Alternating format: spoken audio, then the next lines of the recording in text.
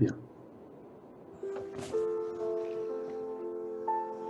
Chers frères, chers amis, conscience divine, chers êtres incarnés, chers êtres désincarnés, merci beaucoup d'être là, présents aujourd'hui pour cette nouvelle rencontre, cette nouvelle étude.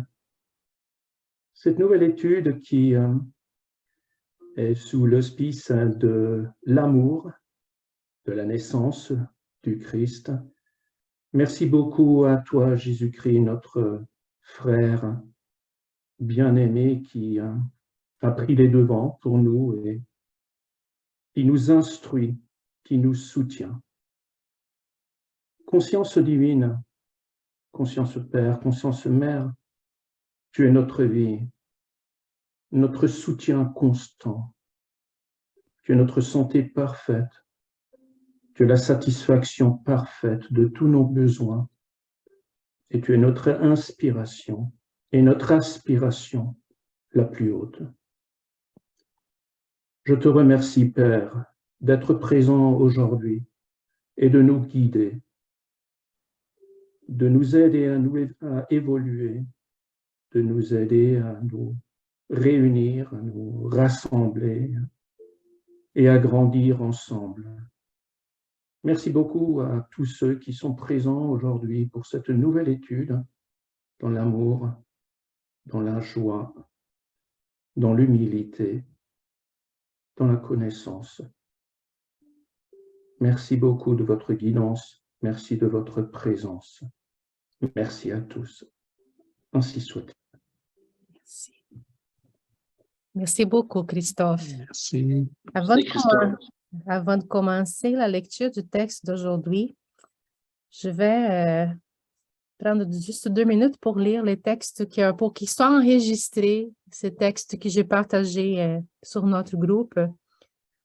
Jésus, l'homme. Dans cette veille de Noël, je pense que c'est important qu'on réfléchisse à ça. Et en tant qu'homme, il s'est humilié, devenant obéissant jusqu'à la mort, même la mort sur la croix. Paul, Philippiens 2, 8. Le Maître est descendu pour servir, de la splendeur à l'obscurité, de l'aube éternelle à la pleine nuit, des étoiles à la crèche, de l'infini à la limitation, de la gloire à la menuiserie, de la grandeur à l'altruisme, de la divinité des anges à la misère des hommes, de la compagnie des génies sublimes à la vie avec les pécheurs, des maîtres du monde à serviteurs de tous, des créanciers magnanimes à esclaves, des bienfaiteurs à persécutés, des sauveurs à impuissants, d'émissaires de l'amour à victimes de la haine, des rédempteurs des siècles à prisonniers des ombres, des bergers célestes à brebis opprimées, d'un trône puissant à la croix du martyr, du Verbe sanctifiant au silence angoissé, d'un avocat pour des créatures à un accusé sans défense, des bras d'amis au contact des voleurs, des donneurs de vie éternelle à condamner dans la vallée de la mort. Il s'est humilié et s'est effacé pour que l'homme puisse s'élever et briller à jamais. Ô Seigneur, que n'as-tu pas fait pour nous, afin que nous puissions apprendre la voie de la glorieuse résurrection dans les royaumes? Ça, c'est un texte d'Emmanuel qu'on trouve dans les livres Anthologie médiunique de Noël. Voilà. Il est magnifique. Super. Donc, On va commencer maintenant notre étude. Voilà. Le thème persévérer. Adriana, est-ce que tu peux commencer?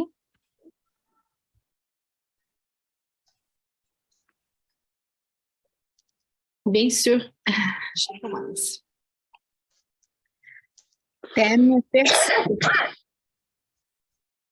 Après, et dès que survient une tribulation ou une persécution, Jésus, Marc 4, 17. Tout le monde sait commencer de bonnes œuvres. On accepte le bras d'un bienfaiteur avec des exclamations de joie. Néanmoins, ensuite, quand le besoin a disparu, on cultive la plainte inappropriée, manifestant ainsi une évidente ingratitude en affirmant « Il n'est pas aussi bon qu'il paraît ». La mission de charité commence par un bel enthousiasme, mais après, dès l'apparition des premières épines, on proclame l'échec de la foi en criant de toutes ses forces « Ça n'en vaut la peine ». On entreprend le voyage de la vertu et on profite de la stimulation que le Seigneur accorde à l'âme à travers 1000 recours différents. Cependant, après coup, lorsque la discipline et les sacrifices demandent le juste tribut de l'illumination spirituelle, on exclame avec ennui. Alors, comme ça, non. On aide un compagnon de route avec grand soin. On garnit son cœur de fleurs pleines d'éloges. Pourtant, ensuite, si notre semence ne correspond pas à notre tendresse exigeante, on l'abandonne au hasard du sentier en affirmant avec emphase « Je n'en peux plus ». Tout le monde sait entamer le ministère du bien. Ils sont peu à poursuivre sur le chemin du salut. Très rares sont ceux qui finissent la tâche édifiante. Pourtant, les dangereuses réalisations de la perturbation et de l'ombre se concrétisent rapidement. Un compagnon se met à trahir ses engagements divins et fait sans tarder ce qu'il désire. Un autre commence à planter le découragement et rapidement atteint les objectifs qu'il poursuit. Cet autre encore sème la discorde et, sans attendre, génère la disharmonie générale. Vraiment, il est très difficile de persévérer dans le bien et toujours facile d'atteindre le mal. Pourtant, après. Emmanuel Chico Xavier, livre Vigne de Lumière, chapitre 180.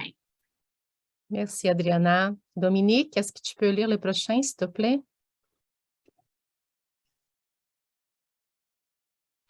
Ton micro, s'il te plaît. Ah, pardon, voilà. Texte de Saint Matthieu. Point 4. Jésus leur répondit, « Prenez garde que personne ne vous séduise. » Point 5. Car plusieurs viendront sous mon nom, disant, « C'est moi qui suis le Christ. » Et ils séduiront beaucoup de gens. Point 6. Vous entendrez parler de guerre et de bruit de guerre. Gardez-vous d'être troublés, car il faut que ces choses arrivent.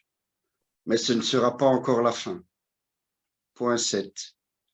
Une nation s'élèvera contre une nation, et un royaume contre un royaume, et il y aura, en divers lieux, des famines et des tremblements de terre.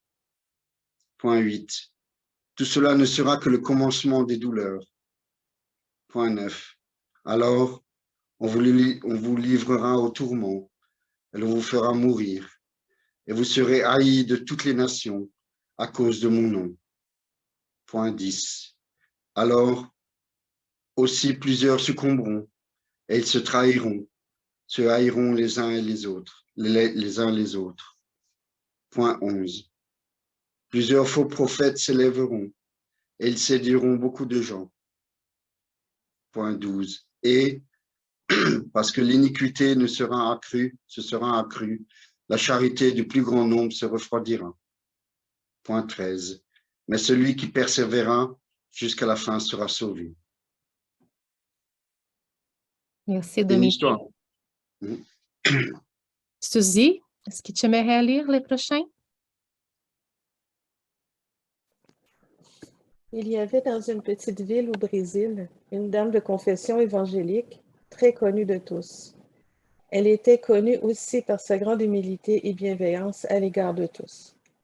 Elle avait toujours des mots d'encouragement. En face de toutes les difficultés ou conflits, elle trouvait toujours les mots capables de souligner les aspects positifs de la situation. Un jour, un groupe de jeunes catholiques ont décidé de la mettre à l'épreuve. Ils ont beaucoup réfléchi et finalement, ils sont allés lui rendre visite. Celui qui semblait le représentant du petit groupe s'approche et, comme s'ils étaient aussi un de ces pharisiens qui avaient l'habitude d'interroger Jésus, prit la parole. « Madame, que pensez-vous de Satan? » La dame réfléchit quelques secondes et a répondu « Ah, mon fils, si au moins on était aussi persévérant que lui. » Adapté du livre Chico Xavier, 70 ans de médiumnité de Carlos Bacelli. Pardon pour médiumnidade, je traduis par instant. Tu as bien traduit, Non, Suzy, tu as bien t'as traduit, c'est traduit parfait. parfaitement. Je ne sais pas si là, ma traduction était bien, parce que l'histoire, je l'ai adaptée un peu pour au moment que j'ai fait la traduction. Bon, merci à tous et toutes. Nous avons 3 petits textes qui nous amènent à... Je pense que fin d'année, à la fin de l'année, on a toujours cette envie de réfléchir un peu, surtout nous qui sommes consciemment sur les chemins de l'apprentissage, qui faisons un effort pour grandir. Et je crois que c'est le bon moment aussi, non seulement pour faire cette réflexion sur les objectifs de notre chemin, ce que nous avons envie de réussir, ce que nous avons envie d'éliminer de nos vies, de faire partir, parce que nous essayons là de nous en débarrasser aussi d'une certaine lourdeur, de la pesanteur de notre passé, de nos vices, de nos difficultés. Et je trouvais très intéressant ce texte d'Emmanuel, mais je vais commencer par les petits textes de la madame à la fin, parce que c'est vraiment, je l'appelais une histoire vraie, parce que mais il y avait un autre titre sur les documents, mais c'était dans une ville à l'intérieur du Brésil. Cette madame, elle était de confession évangélique, mais j'ai oublié là la dénomination. Et elle était vraiment, ces jeunes de catholiques qui étaient un peu comme ça, elle a toujours des bons mots, peu importe la situation.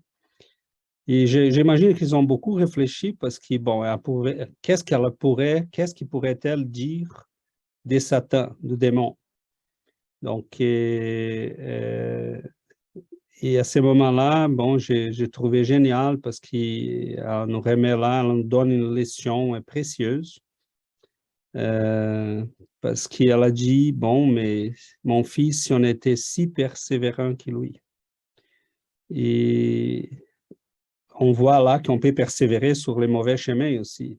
Donc, ce qui nous invite à réfléchir, c'est qu'on fasse le contraire. Mais je crois que, pour faire bref, persévérer implique plusieurs choses. Premièrement, découvrir le chemin. Ce qu'Emmanuel nous dit.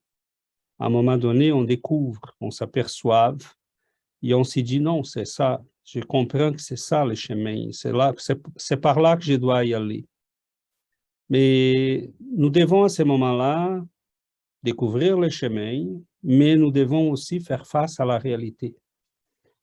Et la réalité, c'est que nous sommes encore des créatures très imparfaites, que nous sommes encore des enfants à un bas âge spirituel. Mais il y a un ensemble de conditions que je pense qu'il faut y réfléchir parce qu'ils peuvent devenir des conditions gagnantes. C'est très bien de reconnaître notre petitesse, notre faiblesse, notre fragilité. Mais il faut qu'on fasse avec ça la reconnaissance de la puissance de l'amour et de ce qu'on appelle maître. Pour moi, c'est Jésus. Mais vous pouvez dire, un autre mot, vous pouvez dire mes guides, mes bienfaiteurs, ou la conscience divine, ou l'amour de Dieu. Mais je sais qu'il y en a quelqu'un qui me guide. Comme Christophe a dit dans sa prière, quelqu'un qui nous a dévancés, qui nous montre le chemin. Si je suis de confession musulmane, c'est peut-être un prophète de l'islam, c'est un grand savant de l'islam, peu importe. Mais il faut qu'on s'attache à quelqu'un qui a parcouru le chemin. Pour le spiritisme brésilien surtout, et je pense pour le spiritisme, parce qu'à la question 625 du livre des esprits, Kardec interroge les esprits qui est les grands plus esprits, la plus grande lumière qui s'est allumée pour nous, qui peut nous servir de guide. Ils ont répondu Jésus. Évidemment, on a déjà discuté, Jésus n'a rien à voir avec les religions, avec ce qu'on a fait de lui, malheureusement. C'est cet être qui Giovanna a lu au début, c'est quelqu'un qui était dans les splendeurs de la grandeur spirituelle et qui s'est fait petit, humble, qui a marché, c'était un brebis blessé, persécuté, torturé. Donc, quelqu'un qui a aimé, qui a soulevé les faibles, mais peu importe, si nous trouvons quelqu'un qui peut, au nom de Jésus, au nom de ces grands esprits, nous amener plus loin sur l'autre chemin de croissance, c'est bien. Mais il faut qu'avec la constatation de notre faiblesse, qui c'est merveilleux qu'on les constate, parce que ça fait en sorte que je puisse rendre ma vie entre les mains de quelqu'un qui a plus de pouvoir pour me guider, pour m'aider. Il faut que ça vienne avec. Parce que si je me rends compte de ma misère, de ma faiblesse, de mes difficultés, je n'ai pas quelqu'un pour me guider, ça peut devenir difficile. Ça peut devenir de la dépression, ça peut devenir de l'abandon. On peut fuir nos devoirs. Et la troisième chose que je dirais, donc, premier, constater le chemin, savoir c'est quoi le chemin, dire c'est ça que je vais. Pour cela, des fois, ça a pris des années, des siècles, en essayant plusieurs chemins. Deuxième, reconnaître ce qu'est le maître et notre condition d'enfant, d'élève. Mais je dirais que ça prend aussi être conscient. Et c'est là que le spiritisme, je crois, fait une énorme différence. Parce qu'au moment qu'on commence ce chemin, on peut avoir la fausse impression que nous sommes rien, rien de rien. Je ne suis pas capable. Je suis imparfait. Je reviens sur les mêmes erreurs toujours. Je fais toujours les mêmes bêtises. Je n'arrive pas à me contrôler. Je n'arrive pas à faire ce que je veux. Bon, il faut être conscient que nous avons des centaines de réincarnations déjà vécues. Dans ces centaines de réincarnations, nous avons ramassé des bonnes choses. Nous avons grandi intellectuellement, nous avons appris la sensibilité, nous avons compris plusieurs choses. Mais nous avons investi beaucoup. Nous avons beaucoup investi sur les passions. Donc, il y a une inertie des énergies en nous qu'il faut combattre. L'inertie, c'est la tendance des corps à se maintenir dans un mouvement. Donc, on a en nous des manières d'agir et de réagir qui sont conditionnées par des siècles. Donc, au moment qu'on retrouve le Christ, ou l'amour, ou la lumière, on se dit, je veux ça. Mais on commence à marcher vers cette lumière et on sent l'opposition. Elle se présente à nous parce que quand on marchait avec tout le monde, mais on ne sentait pas d'opposition. Et quand on ne faisait pas d'efforts pour devenir quelqu'un de mieux, mais on sentait pas d'efforts. C'était facile, faire le pire, être comme tout le monde, faire comme tout le monde. Ça n'a pas de difficulté. Donc, il y a une tendance,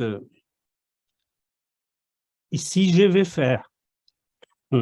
faire cet effort-là, première chose, il faut constater qu'il y a cette inertie à laquelle je dois m'opposer. C'est comme un autobus qui roule à 150 km à l'heure et que je vais faire tourner de direction. Je veux qu'il revienne sur son chemin. Bon, est-ce que je peux le faire revenir tout de suite quand je constate que je suis sur le mauvais chemin? Non. Il faut ralentir. Donc, on commence à s'y battre pour ne plus faire les mêmes choses qu'on faisait. Mais on va doucement, parce que si je fais les virages à 150 km par heure d'un coup, bon, on va capoter, on va caramboler des centaines de fois et on va s'écraser. Donc, c'est la logique. Il faut ralentir ce que nous sommes, ce que nous étions, pour qu'on puisse doucement tourner, revenir. Et là, pour gagner la même vitesse qu'on avait, ça prend du temps. Il faut commencer doucement. Et donc, pourquoi faire les pires ou faire rien, ou faire ce que tout le monde fait? Et là, c'est mon 4e point. C'est plus facile. Parce que ça dépense un minimum d'énergie. Si je vais faire l'eau rouler vers le bas, je n'ai pas d'effort, c'est tout simplement le laisser aller. Mais si je vais la retenir pour qu'elle puisse produire de la lumière comme une centrale hydroélectrique, il faut là mettre des barrages solides. Donc, l'énergie qui est en nous, ça va être la même énergie qu'on a utilisée pour les mal, pour les mauvaises choses, ça va être la même qu'on va utiliser pour les biens. Sauf que cette fois, on va mettre des barrages. Et on va dire, tu vas devenir utile. Tu vas faire de la lumière. Hein, tu ne vas pas courir tous ces kilomètres-là, rien faire. Hein? Donc là, ça prend de la discipline. Et on a comme l'impression qu'on n'est plus libre. Parce qu'on fonce là sur une barrière et on ne s'aperçoit pas qu'il y a là quelque chose qui va devenir après plus intéressant et plus grande. Hein? Donc, cette lumière-là va créer des villes, des civilisations, va permettre la communication, toutes les choses qui sont nobles. Donc, je pense qu'il faut voir les chemins et comprendre que si on veut persévérer sur les chemins de ce qui est bon et bien, bon, ça nous prendra de l'énergie. Il faut de l'énergie. Avant, on ne sentait pas. Donc là, on commence à se sentir prisonnier, la discipline est difficile, on s'y sent des fois contraint. Des fois, j'ai envie de la liberté que j'avais avant. Je dis, oh, mais avant, c'est super. On veut revenir sur les pas, on veut chercher les religions. Hein. On a des gens qui vont nous dire, oh, être spirit, c'est difficile, laisse-moi être catholique, avec tout le respect. Parce que si tu es un vrai catholique, ça ne serait pas si facile que ça. Mais si tu es un catholique ou n'importe quelle dénomination, même spirit, parce qu'il y a des gens qui vont au centre spirit, vont s'asseoir, écoutent les conférences, reçoivent les passes et s'en vont. Il n'y en a rien qui change dans leur vie. Donc, peu importe la dénomination, mais c'est pour nous un peu difficile d'étudier tout ce que nous étudions et rester toujours comme si rien n'était. C'est impossible. Donc, d'ailleurs, c'est pour ça que nous ne sommes pas si nombreux que ça, parce qu'on est toujours en train de piquer notre conscience. Et les gens n'aiment pas ça. Donc, voilà, je vous lance ça et je pense qu'on a là beaucoup de choses à réfléchir.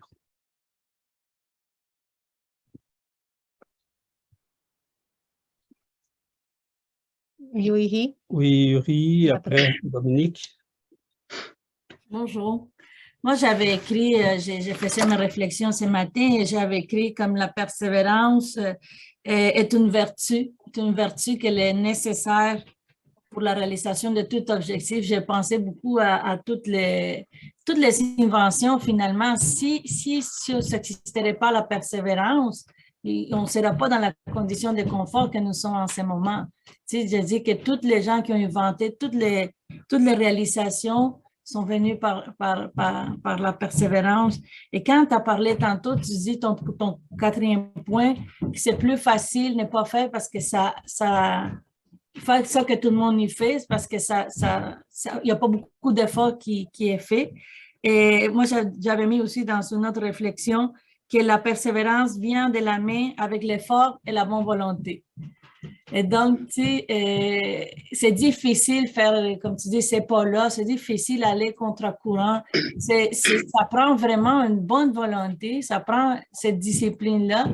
Puis, comme tu dis, on n'est pas habitué. Hein? C'est bien plus facile laisser les choses, décourager le découragement, comment qui vient vite, si on est habitué à juste se laisser aller. Et donc, c'est un travail, une rééducation de notre âme, de nos valeurs. Et donc, simplement, j'avais mis ça, c'est une force intérieure indispensable pour accomplir tout objectif. Et ça me fait penser un petit peu aussi à l'évangile selon l'espiritisme, dans les chapitres « Et toi, que le ciel t'aidera ». Mais en français, je ne sais pas trop comment le dire, mais j'ai dit que si c'est en faisant les efforts qu'on va recevoir aussi l'aide, tu sais, ces guides qui ont autant besoin. C'était juste ça, ma conscience, j'ai dit effort, conscience, persévérance dans la haute éducation de nous-mêmes. Merci. Yuri. Merci, Yuri. Dominique. Il faut ouvrir ton micro encore, Dominique, s'il te plaît. Il faut ouvrir. Oui, la ok. fermer, Dominique. Alors, je voudrais tout d'abord remercier César et Giovanna et tout le groupe pour ce formidable sujet ce jour-ci du 24 décembre. C'est super. Bien, maintenant, je voudrais vous annoncer la connexion qu'il y a eu avec ce sujet et un autre sujet d'actualité qui concerne la science et les découvertes d'un petit appareil, d'un petit robot qui s'appelle Persévérance. En fait, ce robot a été lancé, je vois que César rigole parce qu'il doit savoir qu'est-ce que c'est. Il a été lancé en juillet 2020 sur la planète Mars par les scientifiques et par tout un groupe de chercheurs. Et il s'avère que de Persévérance, ce petit robot a fait une grande partie de cette planète et a découvert de l'eau dans les roches. Donc, cela veut dire que s'il y a de l'eau, il y a l'espérance de pouvoir vivre un jour sur cette planète. Nous savons qu'elle est habitée par d'autres êtres, mais d'un point de vue humain. Donc, je ferme la parenthèse à ce niveau-là.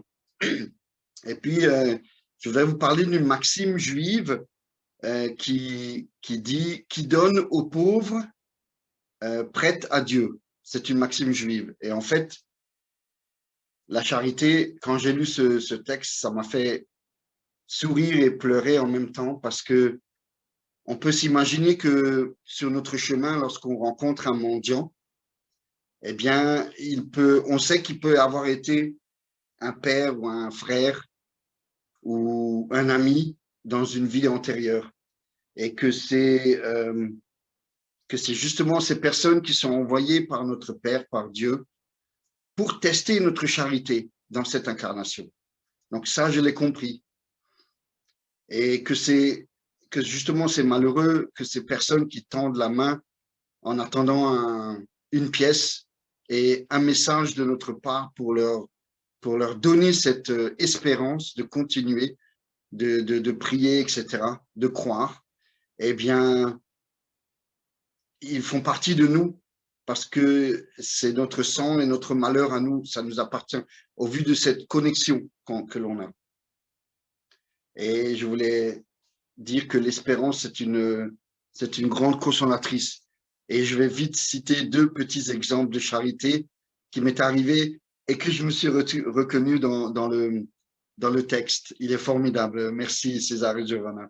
Alors, quand j'ai commencé la charité, eh bien, je tairai le nom de l'association en Alsace qui pratique cette charité à 100%. On ne prend rien du tout.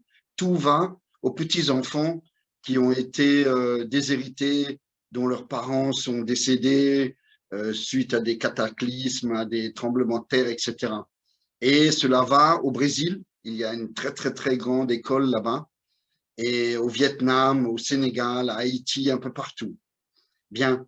Alors, j'ai accepté avec ces personnes de vendre des oranges à l'entrée de grands magasins, de grandes enseignes. Donc, je prenais ce montant et je ne savais pas où je mettais les pieds avec cette charité. Et j'ai été confronté à des êtres, mes frères et sœurs, égoïstes et sans amour pour leur prochain, avec un je m'en foutisme royal concernant les petits-enfants du monde entier qui n'ont rien, qui n'ont même pas à manger, dont la réincarnation est très, très, très dure. À cause de nous, bien sûr. Alors, eh bien, effectivement, j'ai dit, ah, si c'est ça la charité, je ne veux plus la faire, parce que ça me touchait au fond de mon cœur. Il m'arrivait de me retourner vers la personne qui était beaucoup plus aguerrie dans cette charité et de pleurer et de dire, excuse-moi, ça sort de mon cœur, ça me touche de voir des exemples comme ça autour de moi. Mais dans une autre ville, à Colmar, nous avions vendu des petits lièvres en chocolat. Et là, j'ai eu des cadeaux. Et donc, cette charité a amené l'espérance. C'est-à-dire que j'ai persévéré, je suis resté dans ce groupe qui pratiquait la charité. Et un jour, avec mon ami Spirit, nous vendions ces petits chocolats. Nous avons eu des réflexions malsaines de personnes qui disaient, bon, je tairai ce qu'ils ont dit. Et est venue une dame avec ses 2 filles. Elle s'est installée face à nous, à une quinzaine de mètres. Toutes les 3, la maman a sorti son porte-monnaie et a compté pour arriver à la somme de 2,50 € pour ce lièvre avec ses enfants. Et a envoyé sa petite fille, qui devait avoir 5 ans ou 6 ans, qui parlait et qui disait « Bonjour monsieur, je voudrais un lièvre ». Pardon, je suis ému parce que ça ressort, ça revient, la scène est encore comme si elle était là et ça fait déjà 8 ans. Et je peux vous dire que ce modèle, cet exemple de charité qui a été fait par cette dame et par cet enfant est vraiment très belle. Et je vous conseille de toujours persévérer, comme dit le texte d'Emmanuel, c'est formidable. Merci beaucoup. C'était très bien. Voilà, je voulais partager ça avec vous. Merci Dominique. Merci beaucoup, Adriana. Merci Dominique pour ton partage. Moi, je voudrais revenir, César et tout le monde là. Et quand tu as dit là, ton premier point, je pense que c'était découvrir le chemin pour persévérer. Hein? Ça m'a fait penser à une histoire qui s'est arrivée cette semaine avec moi au travail. J'ai eu un patient qui, je les rencontre souvent tous les années et on n'avait jamais parlé de spiritualité et j'ai eu une super bonne surprise cette semaine. Parce que quand j'ai posé la question, comment ça va ta vie? Est-ce que ta vie est belle? Il m'a dit, ah, j'ai un gros problème maintenant à régler. Mon beau-père, c'est le conjoint de sa mère, ça fait 40 ans qu'ils sont ensemble. Il a découvert un cancer, il est en fin de vie. C'est terminal, il n'y a rien de plus à faire. Et il a dit, là, on veut essayer de régler toutes les choses, Mais il m'a dit, mais ce qui me fait la peine, c'est qu'il prend la décision maintenant pour demander de l'aide à mourir. Et là, je dis, ah, OK, mais là, je ne voulais pas donner mon avis parce que je dis, je rien, hein, je ne peux pas dire que je suis contre là parce que normalement ici, tout le monde est pour ça. Et je dis, mais qu'est-ce que vous pensez? Il a dit, ah, moi, je suis contre. Je dis, ah ouais, ah, moi aussi, mais pourquoi vous êtes contre? Et là, il a parlé exactement de tout ce qu'on parle ici. Il croit à la réincarnation, il sait qu'on doit persévérer dans nos souffrances jusqu'à la fin de la vie pour ne pas nuire notre prochaine vie, nuire, comme on dit, hein? Ouais. Notre prochaine vie et aussi notre arrivée à l'au-delà. Et j'ai eu vraiment une super bonne surprise parce que je dis, il ne connaît pas l'espiritisme, mais il comprend toutes ces choses. Et là, on a eu une super bonne conversation. Mais là, à la fin du rendez-vous, là, je fais son traitement et à la fin du rendez-vous, je lui dis, je vous souhaite une bonne démarche avec votre beau-père, Il m'a dit, oui, mais je ne sais pas quoi faire parce que je dois respecter son choix, sa liberté pour choisir ce qu'il veut faire. Je dis, mais là, je dis une chose. Mais si toi, tu dis rien à lui de ce que toi, tu en penses, comment il va savoir qu'il a un autre chemin à choisir? Parce qu'il a dit que c'était les personnels de la santé qui font son traitement, qui ont suggéré de demander l'aide à mourir. Et j'ai dit, mais comment il va savoir? Si toi, tu ne donnes pas ton avis, comment il va savoir qu'il a un autre chemin? Donc, s'il ne découvre pas ce chemin, comment il pourrait avoir la force pour persévérer dans sa douleur jusqu'à la fin? Il a dit, ah oui, c'est vrai, Adriana. Je pense que je dois vraiment avoir une bonne conversation ouverte. Je dis, oui, je pense que oui. Parce qu'il a dit que son frère est vraiment contre, il ne croit rien, son frère. Je dis, ton frère va donner son avis à lui et toi, tu vas donner ton avis. Et là, c'est à lui de choisir. Et là, vous devez respecter son choix. Mais s'il ne connaît pas les chemins, une possibilité, un autre chemin, là, je dis, c'est ça. Donc, c'est important de savoir, hein, de connaître les choses. Oui. Merci, Adriana. Oui, ce sont des questions difficiles. Mais on pourrait y revenir. Sébastien, tu as levé la main? Oui, bon matin. Moi, le dernier texte, il a beaucoup attiré mon attention parce que souvent, on voit nos frères beaucoup nécessiter de l'autre côté dans l'obscurité, puis ils sont très méchants, sont très perdus, mais ils ont vraiment cette discipline-là, puis cette persévérance qu'ils ont qui est peu commune, hein, que moi, en tout cas, je suis loin d'être là. Des fois, ils sont tout le temps en train de marteler, mais ils ont une discipline incroyable. Et alors, je me dis, mais lui, quand il va comprendre qu'il faut qu'il change de chemin, puis quand il va commencer avec cette discipline et cette persévérance à marcher de l'autre côté, mais il va arriver plus vite que moi parce que lui, il a déjà cette force-là en lui, cette vertu qu'il a déjà, même s'il l'utilise pour le mal, mais il a déjà ça. Puis moi, quand je pense à ça, moi, j'aime toujours me rappeler comme des bases pour le chemin. Mettons, si moi, j'ai compris que pour grandir, ben, je dois marcher, je dois progresser. Puis si j'ai choisi que je veux continuer à choisir Jésus, je veux marcher avec lui, je veux marcher vers lui comme guide, mais c'est basic, mais si je comprends ça, mais je dois juste marcher puis le suivre. Puis personne n'a dit que ça allait être facile. Personne, c'est écrit nulle part, hein, mais ça va être facile si tu suis Jésus. Si on voit son histoire, ça n'a jamais été facile pour aucun chrétien. Tu sais, au moins aujourd'hui, comme tu as dit, on ne se ferait pas brûler sur un bûcher, on va juste se faire enlever de Facebook. Parce que le monde n'aime pas qu'on parle de Jésus, mais ça ne sera pas facile. Mais si moi j'ai compris que je dois marcher puis je dois le suivre, mais je dois persévérer là-dedans. Sinon, ben, je reste stationné, je ne grandis pas. Merci, merci Sébastien. Un petit mot avant de passer la parole à Jonathan. On a des fois la persévérance que nous avions sur les chemins du mal, des fois elle est tannante, on s'accroche à nos conceptions, à nos erreurs, mais c'est facile de persévérer, entre guillemets, c'est facile, parce que c'est toujours la persévérance qui demande moins d'énergie.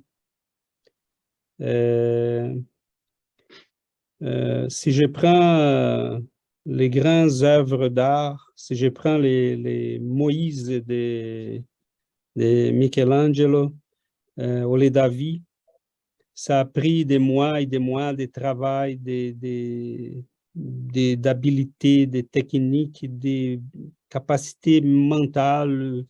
Mais là, une personne avec un marteau peut détruire tout ça.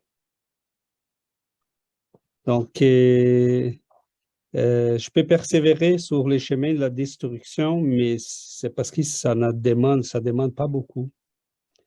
Donc oui, mais au moment que cet esprit-là va se dire, bon, là, je suis sur le mauvais chemin, il faut que je revienne, là, il va sentir les eaux sur la face. Et le vent qui va souffler sur sa face. Donc, nous sommes sous un chemin de retour. S'éloigner de Dieu, c'est toujours facile. Revenir, ce n'est pas toujours facile. Et un dernier point que j'ajouterais pour qu'on réfléchisse aussi, c'est dans les textes de Jésus, il parle là que beaucoup de mal allait se passer, que la froideur du monde pourrait refroidir nos cœurs et de nous éloigner du chemin. Et oui, des fois, c'est ça. On voit la famille qui ne suit pas, qui ne veut rien savoir. On voit des amis à qui on voulait partager ces choses-là. Ils ne veulent pas. Des fois, on s'y sent tout seul. Mais je me demande est-ce qu'il y a eu un moment que Jésus s'était senti compris?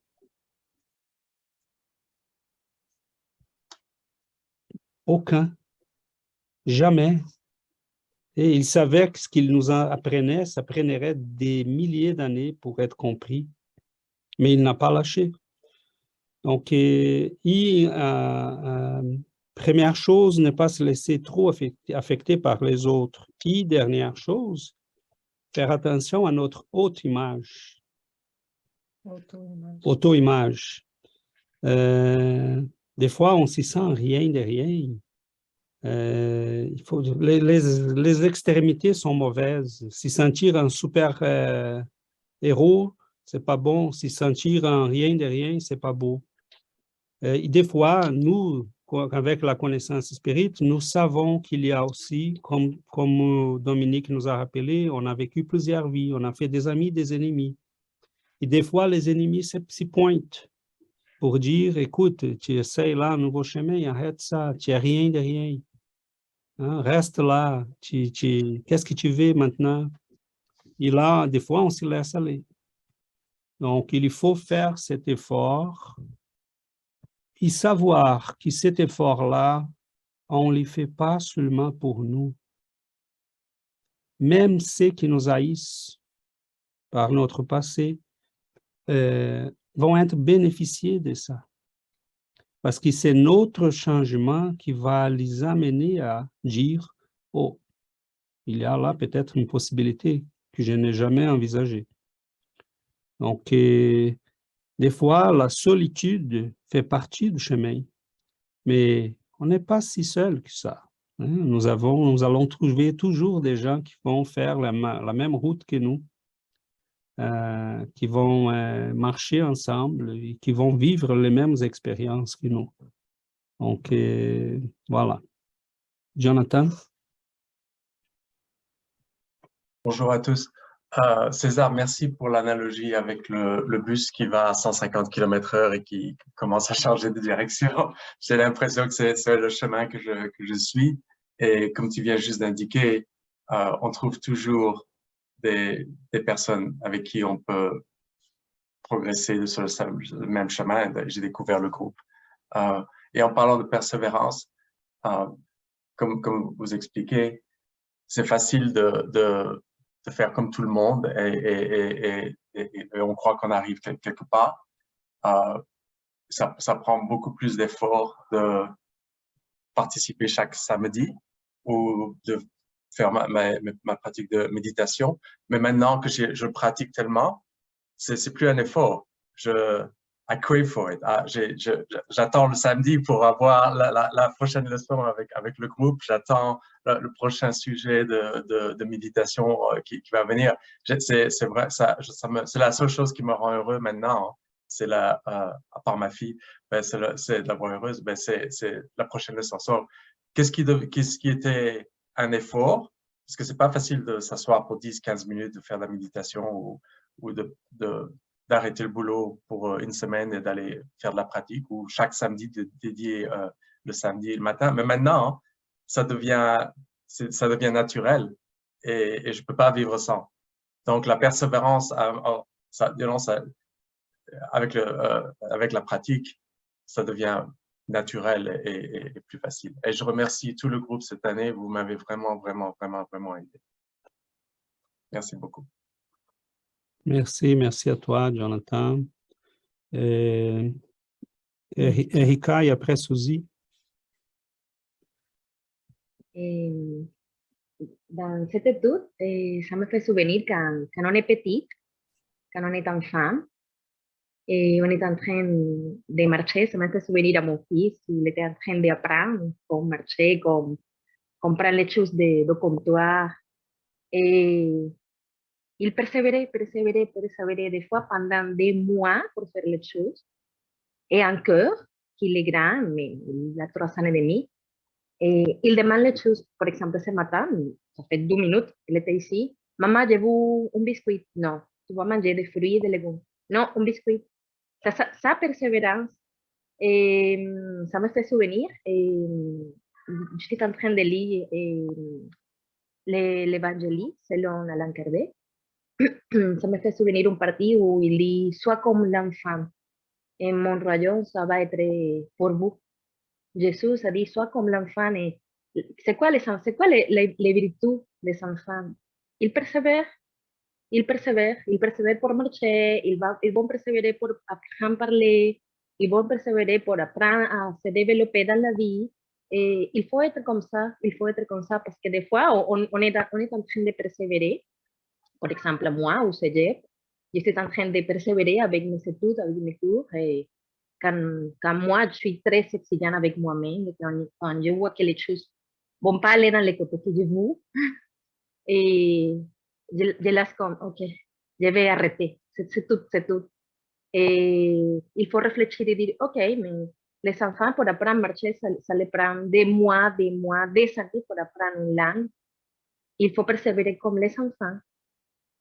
Persévérer et pas voir les résultats immédiats, mais voir les choses longues. Et c'est ça que moi, que j'ai fait avec les études, parce que ça me prend pas du temps, mais ça me prend comme beaucoup pour réfléchir et comprendre ce que par exemple, l'Évangile est en train de dire. C'est pas facile de le comprendre et je suis en train de persévérer avec ça. Merci. Merci Erika. Oui, c'est ça, c'est le secret. Continuez. Suzy? Micro. Réflexion que j'aimerais apporter, c'est que parfois avec la vie quotidienne, même si on est sur un bon chemin, Parfois, il y a plein de choses qui arrivent dans une courte période de temps, là, sur quelques semaines, avec la grosse fatigue qui s'accumule et les nuages s'installent devant le soleil. On sait que le soleil est là, mais les nuages nous empêchent de le voir et parfois, le mental oublie que le soleil est là. La discipline, à ce moment-là, dans les choses quotidiennes se perd. Et ce que je comprends de la persévérance, pour certaines personnes peut-être qui ont une structure mentale qui a tendance à oublier, peut-être, ça me fait penser peut-être à un cadre, un peu comme Jonathan disait, d'établir, de réserver une journée pour la méditation ou pour une pratique, des périodes et s'y tenir. J'ai une tante qui fait sa méditation 2 fois par jour. Quoi qu'il arrive, elle s'installe et elle médite. Et d'être capable de se tenir à une pratique, à persister là-dedans. Si on s'installe une pratique extérieure, c'est garant, c'est comme une clôture, comme un rempart contre justement peut-être une certaine paresse, un certain laisser-aller ou un oubli des choses profondes du travail qu'on a à faire sur soi-même à chaque instant. Je ne sais pas si ma façon de le dire fait du sens. Vous voyez un peu ce que je veux dire là-dedans. Par la persévérance, justement, peut-être certaines personnes ont besoin de se faire un peu comme dans la pratique d'une religion, là, dans le fond. Des choses, des actions, des bornes qu'on s'installe dans notre vie quotidienne pour, comme rappel à revenir constamment à l'essentiel. Tout ça pour dire ça. Non, mais en prenant ce qu'il t'a dit, ce que Jonathan nous a parlé tantôt, je pense que cette simple discipline d'être là chaque samedi ou de choisir des moments qu'on a des pratiques spirituelles ou qu'on va rendre visite à un malade ou qu'on va écouter quelqu'un. Tout ça sont des moments qui nous aident à commencer ces processus. Donc, réserver des moments pour la lecture, persévérer, comme Erika a dit. Je ne comprends pas trop, mais je vais relire et relire, parce que je sais que là-dedans, il y en a quelque chose de précieux.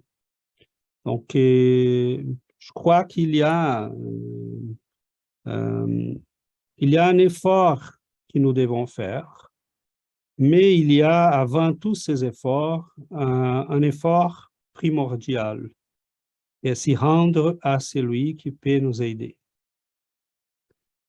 Il y a un prêtre italien qui s'appelle Scupuroli, et il a écrit un beau livre qui s'appelle Les combats spirituels. Et dans ce livre, il dit « Fais avant tout confiance au Seigneur. Méfie-toi de toi-même. » Et j'ai trouvé bizarre quand j'ai lu ça la première fois, parce que je me suis dit, j'étais dans la phase qui, non, on doit avoir confiance en nous-mêmes. Et non, non, non, non, non. On va se tromper vite. Et donc, il faut faire confiance à ce qui est supérieur à nous. La méditation doit m'amener à écouter quelqu'un qui est supérieur à moi. La prière doit m'amener à m'y rendre entre les bras de quelqu'un qui est plus fort que moi. Je ne peux pas faire ce chemin sans l'aide. Et avoir cette humilité de m'y rendre fragile devant celui qui a vraiment la force, capable de me donner cette force.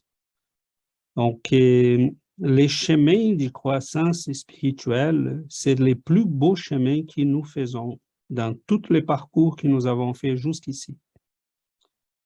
Et pour persévérer, je crois, il faut se rappeler que c'est le seul chemin qu'on n'a pas essayé encore. Toutes les autres, nous les connaissons déjà. Tous les autres chemins, nous les connaissons. On a été des femmes, des hommes, des noirs, des blancs, des gens de pouvoir, des nobles, des esclaves. On a été dans la vengeance, on était dans les grandes passions, dans l'amour. On connaît tous les chemins.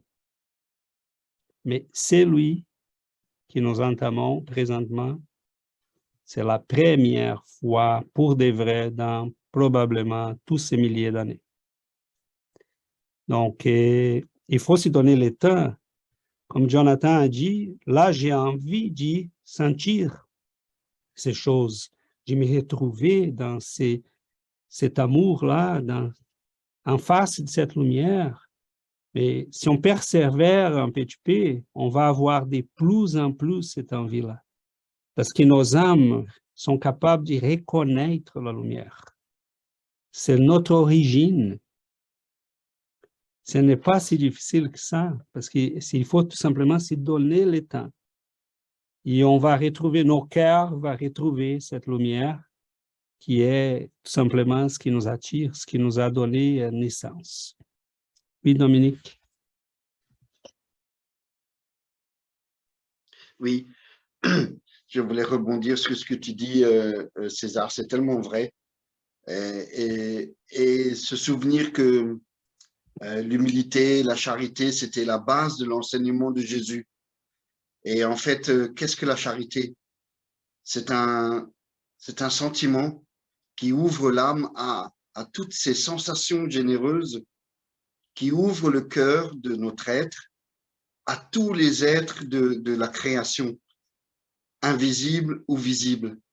Et lorsqu'on analyse cette définition sommaire spirit de la charité, eh bien, ces sensations généreuses, eh bien, elles nous rendent heureuses par la charité. En aidant notre prochain, on s'aide aussi soi-même. C'est une vibration dans cette harmonie d'amour qu'est la charité. Et c'est aussi, je dirais, le sentiment qui sépare l'être humain de la brute qui n'a pas encore découvert. La brute, c'est un peu fort, qui n'a pas encore découvert. Et quand on sait que la charité et l'humilité étaient la base de l'enseignement de Jésus, on comprend le premier précepte qu'il a dit, aimez-vous les uns les autres. Qui par la suite, Allan Kardec a dit, or la charité, point de salut. Pour moi, tout s'explique maintenant grâce à toutes ces leçons, grâce à toutes ces lectures, à toutes ces études que l'on fait ensemble. Tout est lié, mais la base, c'est la charité et l'humilité, comme tu as dit, César. Voilà, je voulais juste rajouter ça. Merci, Dominique. Merci beaucoup. Yuri? Oui, merci. Si c'est ça, quand tu dis tantôt, il faut persévérer, il faut croire en nous-mêmes et on arrive à une certaine limite, on arrive à un certain point qu'on se rend compte qu'on n'est plus rien. Hein, je voulais partager une expérience que j'ai eue cette semaine. J'ai eu une énergie qui est arrivée qui était très, très, très forte et que j'ai persévéré dans ma fermeté. J'ai dit non, non, non. Et là, j'ai été vraiment, j'ai suivi les conseils. Bon, je me tenais très, très ferme. Mais, et après tout, j'ai souffert beaucoup. J'étais vraiment dans je voyais des visions, j'étais vraiment en enfer. Qu'est-ce que nous, on peut dire de l'enfer, comme qu'on les connaît avec le catholicisme, dans le feu, j'ai brûlé. C'était vraiment une expérience très difficile de ma médiumnité encore de régler. Mais c'est arrivé un moment que je me suis rendu compte que je ne pouvais plus rien. Que là, je me suis dit, là, ça y est, je pense que là, c'est la journée que je vais mourir. Et là, je me donne à Dieu. Et là, dans le moment, Sébastien a reçu le même message que moi, de bienfaiteur, j'imagine, qui dit, Sébastien me dit, jusqu'ici, je t'accompagnais, maintenant, je n'ai plus, tu dois le vivre toute seule. Et c'est le même message que j'avais reçu à ce moment. Donc, j'ai dit, Jésus, je m'abandonne à toi, Seigneur. Là, tout ce qui arrive, je m'abandonne à toi. Je me laisse prends-moi s'il te plaît, j'abandonne, c'est juste toi qui peux me sortir de là en ce moment. Et le moment que j'ai dit ça, tout est disparu. Je suis revenue vraiment. Donc, j'ai cette persévérance-là que j'avais. J'ai arrêté de résister, j'ai arrêté d'insister, puis de dire, OK, là, je n'ai plus la force et ça t'appartient à toi, Seigneur. Et là, c'est comme tout... Donc, c'est difficile, si quand toi tu disais, pour moi, c'était difficile de me rendre là. C'était vraiment un moment de me laisser mourir, de laisser diminuer pour que Jésus prenne la place. Là, tu sais, c'est ce moment d'intrigue, d'abandon finalement. Et c'était comme pour moi un grand pas dans... Moi, j'ai dit maintenant, c'est un grand pas dans mon évolution maintenant. Mais c'est difficile de voir jusqu'à ce qu'on va avec cette persévérance-là. Tu sais, c'est ça. Je ne sais pas si j'arrivais à vous transmettre mon idée dans ce sens-là. Parce que le bienfaiteur était là aussi autour, mais il faisait rien parce qu'elle devait apprendre ça. Elle devait comme lâcher prise, arrêter de résister, puis se donner à Jésus. C'est comme... Aie confiance. Oui, aie confiance dans le chemin. Laisse-toi aller, puis c'est lui qui guide, là. Laisse-toi aller. Mais moi, dans ma tête, c'était la journée de ma mort, cet mercredi-là. Donc, mais juste pour faire un résumé, c'est s'abandonner à lui parce que c'est lui notre chemin, c'est lui notre objectif, puis il n'y a rien d'autre. Merci. Tu as appris ce qu'il t'avait à apprendre. Parce que c'est juste milieu là. Ça fait une semaine, on a lu un texte de C.S. Lewis.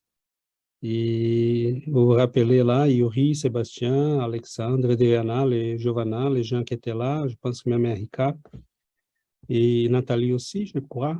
Il disait dans ce texte-là, le Seigneur veut qu'on apprend à marcher. Il nous laisse aller. Il ne nous donne pas sa main parce qu'il veut qu'on essaye. Et on a des fois comme l'impression de l'abandon. Mais il est là, comme Erika est là pour son enfant qui essayait de marcher. Mais il faut qu'il essaye. Si on les tient tout le temps, il ne va jamais réussir. Mais, disait Lewis dans ses textes, même nos chutes sont précieuses, sont précieux pour lui.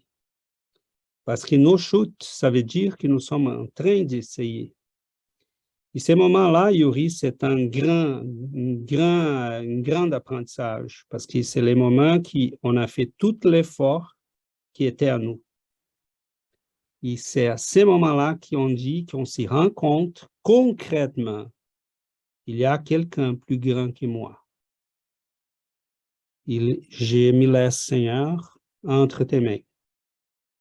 Donc, c'est un immense apprentissage. Et il faut garder ça pour toujours. On fait l'effort, on marche, mais au moment qu'on chute, on se lève, on chute encore, on se lève. À un moment donné, on dit, mais là, je ne peux plus. S'il ne répond pas, c'est parce que nous pouvons encore. Mais il va toujours être là au bon moment. Christophe, et après Giovanna. Merci beaucoup à tous. C'est une fois de plus très instructif. Personnellement, je me suis posé la question lorsque j'ai lu ce texte-là. Qu'est-ce qui me fait persévérer si je persévère dans quelque chose? Quelque part, je me suis posé la question où j'ai quelque part mis en relation la motivation. Qu'est-ce qui me motive si je suis motivé pour quelque chose? Qu'est-ce qui me fait donc motiver, persévérer? Et personnellement, je me suis dit, si je suis motivé à quelque chose ou si je veux persévérer pour quelque chose, c'est que soit d'une part, je veux atteindre quelque chose, soit d'une autre part, je ne veux plus faire l'expérience de quelque chose d'autre. Donc, qu'est-ce qui me fait avancer? Soit j'ai un objectif et je me dis, je veux atteindre cet objectif-là, et en même temps, je veux me défaire de quelque chose d'autre pour atteindre cet objectif. Donc, ça m'a fait penser aussi aux épreuves.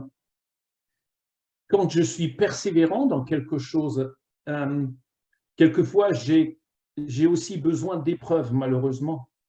Car quand je passe au travers d'une épreuve et que je vois comment je peux m'en sortir avec l'aide, j'ai envie de continuer, de persévérer et de ne plus continuer à souffrir. Et puis peut-être même atteindre un moment dans ma vie où je me dis, je ne veux plus jamais souffrir ou faire souffrir. Donc, je persévère, je vais de l'avant et je ne vais plus en arrière. C'est au travers de la souffrance aussi, c'est au travers des expériences soi-disant négatives et avec l'aide avec laquelle je peux m'en sortir, je vois ce qu'il y a devant et je ne veux plus revenir en arrière en fin de compte. Et c'est ce qui personnellement, me fait persévérer dans plein de choses. Et donc, ça m'a fait penser aussi à cet adepte qui a demandé, le sage, comment, à quel point il faut aspirer à Dieu. Et il l'a mis la tête sous l'eau et jusqu'à ce qu'il n'ait plus, presque plus d'air. Et en le sortant, il lui a dit, à ce point-là, il faut chercher et persévérer donc. Et là aussi, il était en souffrance, il était sous l'eau.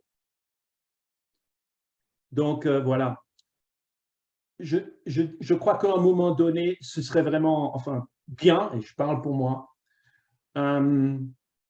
si je n'avais plus besoin de souffrir pour vraiment persévérer constamment, sans m'arrêter.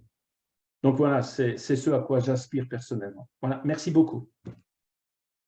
Merci Christophe, merci beaucoup. Giovanna? Je voulais juste vous raconter une expérience que j'ai eue cette session. Vous savez que je suis professeure. Et je vais à un cours cette session. C'est un cours c'est un cours qui se donne à la fin du parcours des étudiants au cégep. Et lors du premier examen, j'ai eu 4 étudiants qui ont eu moins de 20%. 4. Là est venu le deuxième examen. C'était mauvais encore pour les 4, mais après le deuxième examen, 3 de ces étudiants, ils ont abandonné les cours. Ils ont décidé de ne pas venir au cours. Mais un est resté.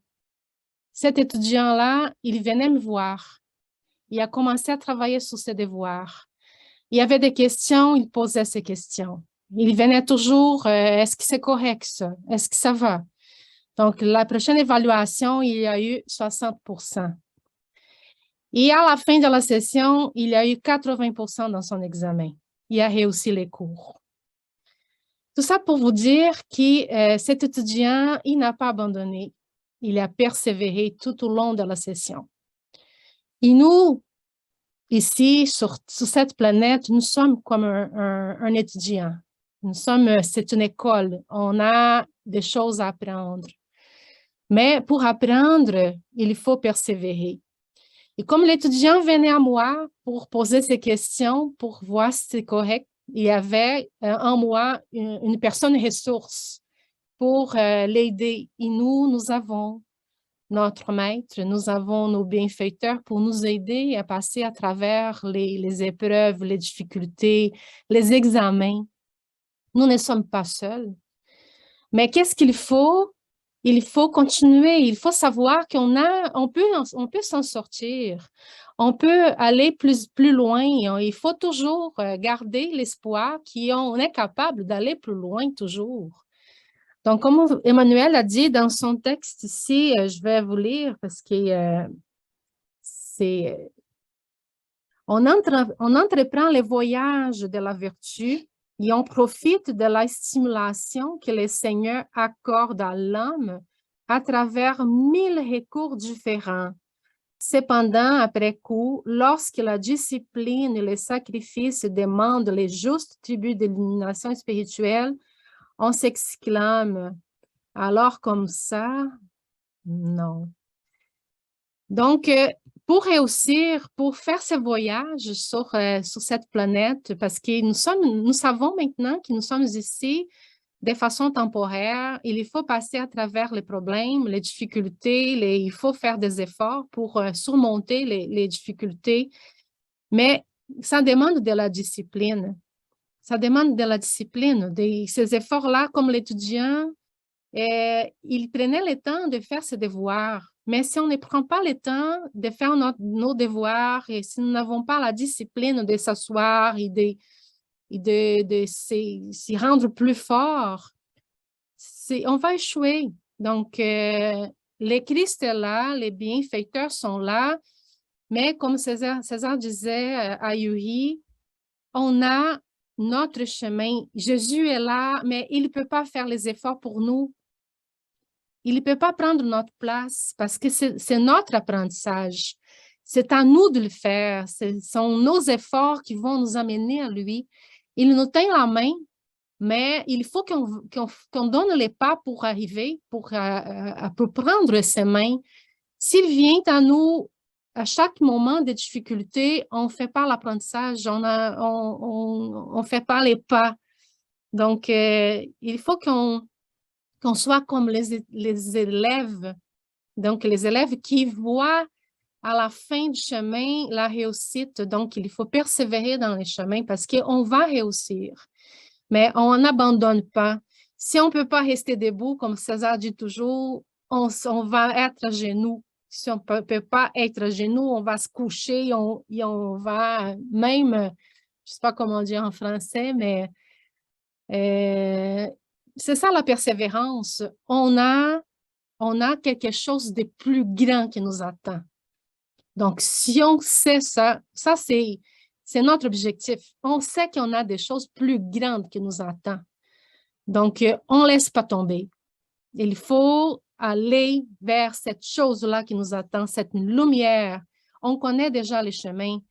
Donc, comme disait dans une prière la semaine passée, un bienfaiteur nous a dit, c'est merveilleux qu'on est ensemble sur les chemins parce qu'on connaît déjà vers où on va.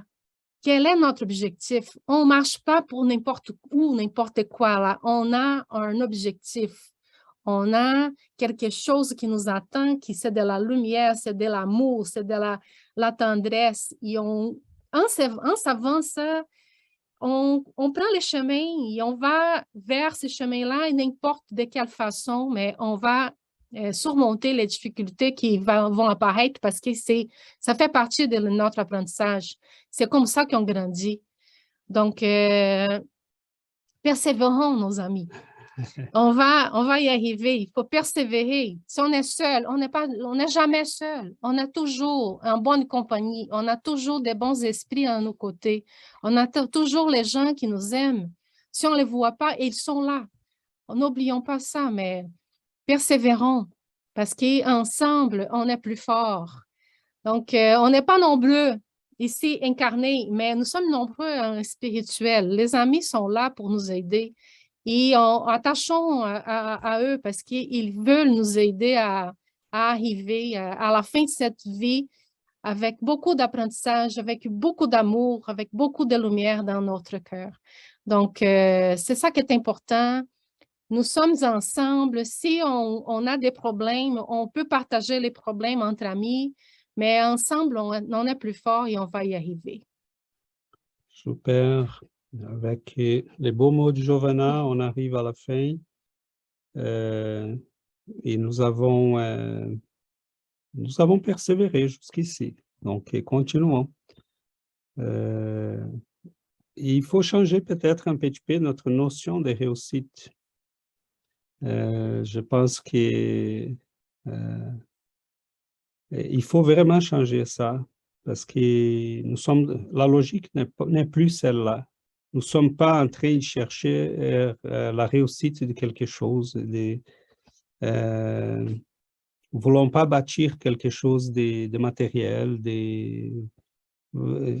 Là, c'est la réussite dans un sens qui, des fois, l'échec, c'est plus important que les chutes subies sont plus importantes que les prétenses réussites qu'on peut avoir quand on arrive à un diplôme ou quand on... Oui, il faut persévérer dans tous les sens pour apprendre, pour grandir. Et sur les chemins spirituels, la logique est autre. Se sentir fragile, se sentir démuni, se sentir des fois fatigué, se sentir tout seul, des fois, c'est ça les chemins. Donc, c'est tout simplement parce que là, il faut s'y rendre à celui qui est plus fort que nous. Et comme Giovanna disait, il est là, ils sont là. Il y a des amis qui nous attendent, ça fait des siècles. On a des guides spirituels qui sont avec nous, ça fait des milliers d'années des fois. Ils persévèrent. Ils persévèrent Ils sont. pour nous réchapper. Ils sont persévérants, sont des... Voilà, donc on peut, quand on n'est pas très conscient, c'est facile d'abandonner. Ce que Giovanna disait, Christophe disait aussi, quand on connaît l'objectif, quand cela est clair pour nous, quand on a compris là qu'on a déjà marché sur tous les chemins possibles, qu'il nous manque ces chemins-là, là, on commence à se dire, non, ça suffit, il faut que je marche, il faut connaître cette nouvelle dimension de la vie. Et moi, je crois que je me rappelle la petite histoire récemment, je parlais dans une conférence. Il y avait beaucoup de gens qui écoutaient Jésus. Et à un moment donné, Jésus commençait à dire ces choses-là, les gens vont vous amener au bûcher, les gens vont vous faire mal, ceux qui vont me suivre vont avoir de la souffrance. Et les gens ont commencé à refroidir. Dans les textes de l'Évangile, l'apôtre dit, les gens ont commencé à marcher vers l'arrière, à s'éloigner. Et à un moment donné, Jésus a dit aux disciples, est-ce que vous voulez vous en aller aussi? Et Simon, Pierre, il a dit, mais Seigneur, à qui irons-nous? C'est seulement vous, vous avez les paroles de vie éternelle. Et en fait, c'est une profonde conscience, celle de Simon-Pierre, parce que c'est de se demander, à qui irons-nous? Aux savants de ce monde? Aux scientifiques? Aux philosophes? À qui irons-nous? Donc, qui peut répondre à mes questions? Qui peut m'amener sur ces chemins? Qui peut me montrer ces chemins? Donc, à un moment donné, on s'y rend compte qu'il y a un très beau chemin à faire. Et s'il faut aller à genoux, on va à genoux. Mais il ne faut pas s'arrêter. Donc, Jésus et les grands esprits n'attendent pas de nous de l'héroïsme. Persévérer ne savent pas dire réussir. Ça veut dire continuer, ne pas lâcher. Jésus n'attend pas de nous que nous soyons des lumières à la fin de la journée, mais qu'on continue à brûler l'huile de nos défauts, de notre orgueil, de notre égoïsme. Il n'attend pas de nous les grandes réussites des héros, mais qu'on ne lâche pas. Donc, je me rappelle que Saint Paul disait, « J'ai combattu les bons combats, je me livre à vous, Seigneur, pour être jugé. » Il n'a pas dit « J'ai réussi ». Il a dit « J'ai livré les bons combats jusqu'à la fin ». Donc, on n'est qu'au commencement de tout ça, mais c'est merveilleux parce qu'on sait déjà, on connaît déjà les chemins, on connaît les gens qui sont sur ces chemins. Et nous ne nous attendons pas des grandes victoires, ce sont les échecs des fois qui vont être plus précieux, plus précieuses pour nous, précieux. sont les chutes qui vont nous apprendre davantage, sont les échecs des fois, sont les moments qu'on va être déçus. Parce qu'on s'était habitué à avoir toujours des fausses réussites. Être les premiers, gagner plus d'argent, avoir la plus belle maison, acheter les plus belles autos. Sont des fausses réussites. Mais voilà, je pense que on aurait encore beaucoup, parce que la question de la persévérance implique toute une psychologie de l'homme, une compréhension profonde du chemin que nous avons devant nous, une compréhension profonde de nous-mêmes, une reconnaissance très lucide de ce qui le chemin, c'est qui le maître, c'est quoi le chemin. Mais je pense que doucement, on commence à comprendre tout ça. Et voilà. Des fois, il y a des nuits très, très, très dans la noirceur, là, on ne voit rien.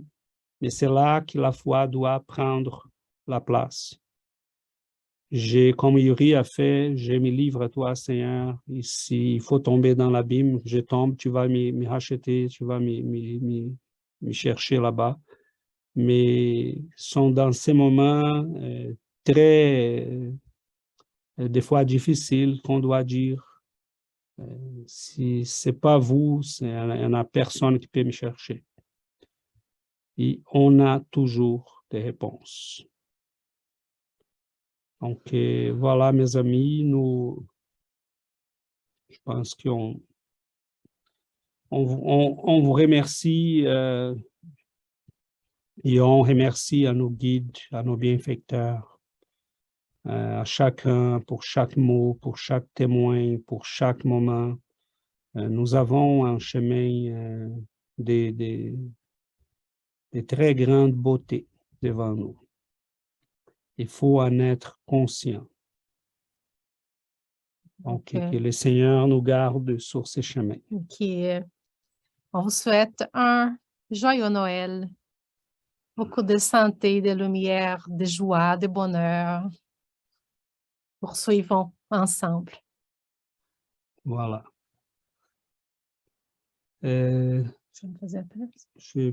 Moi, je fais la prière. Okay.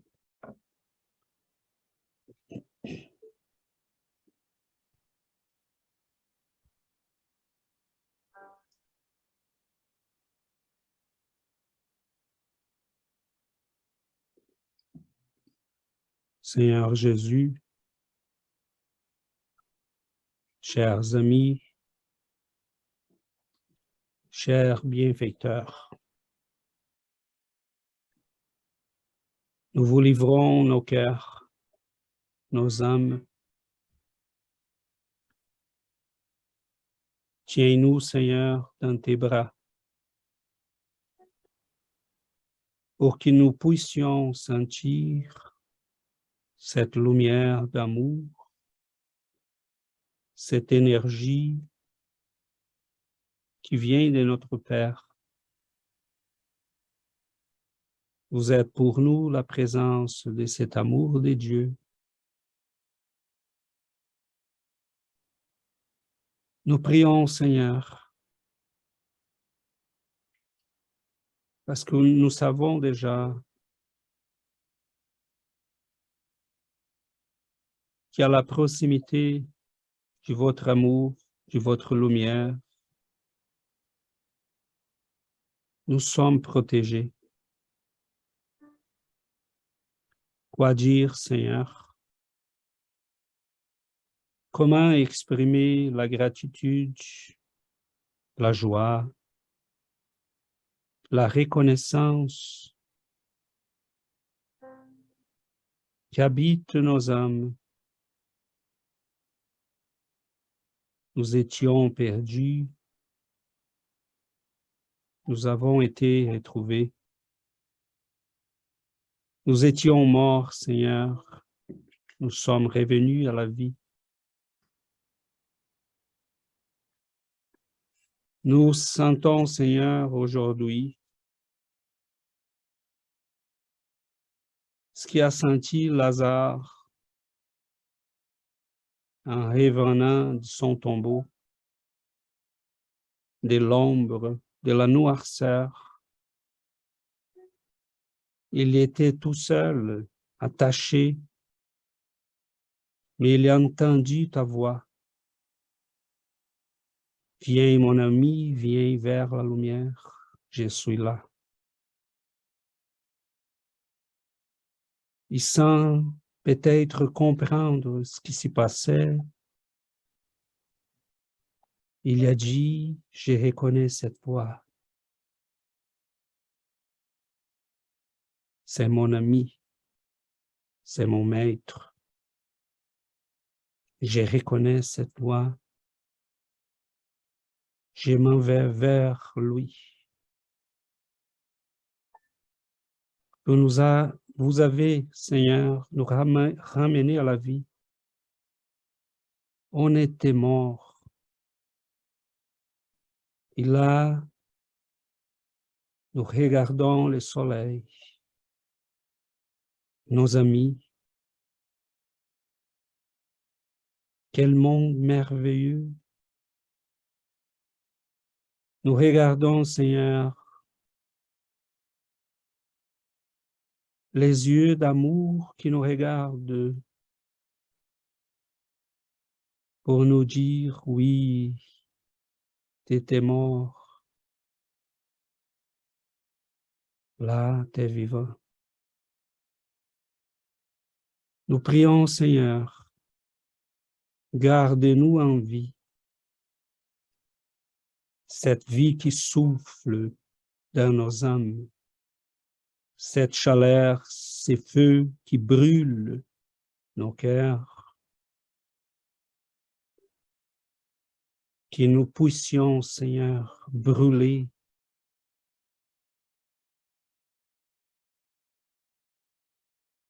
Gardez-nous, Seigneur, en vie pour que nous puissions poursuivre les chemins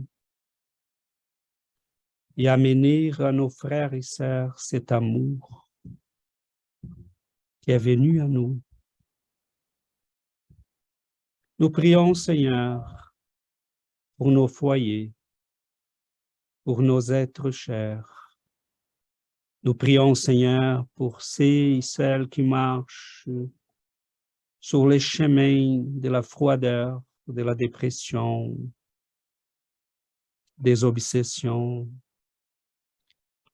Nous prions, Seigneur, pour que cette lumière puisse arriver au cœur qui demande en silence, « Aide-moi, mon Dieu, je n'en peux plus. » Nous prions, Seigneur, pour nos frères et sœurs dans les prisons. Et nous prions également pour ceux qui sont attachés par les chaînes des prisons dorées, qui ignorent la souffrance et la douleur, qui marchent sur les chemins de l'illusion, des faux pouvoirs. Nous prions, Seigneur, pour ceux qui, comme nous, entament les chemins de la croissance. Que vos émissaires, Seigneur, qui nos guides puissent être là pour nous garder sur ces chemins. Nous prions, Maître, pour toutes les hommes et les femmes qui essayent, qui travaillent, qui font des efforts, qui même après les chutes continuent. Nous prions, Seigneur, pour les hommes et les femmes de bonne volonté. Nous prions pour les foyers qui sont dans les troubles, qu'ils soient matériels ou spirituels. Mais nous prions également pour les médecins de bonne volonté, pour les infirmiers qui travaillent honnêtement, pour ceux qui conseillent, pour ceux qui se disposent à aider,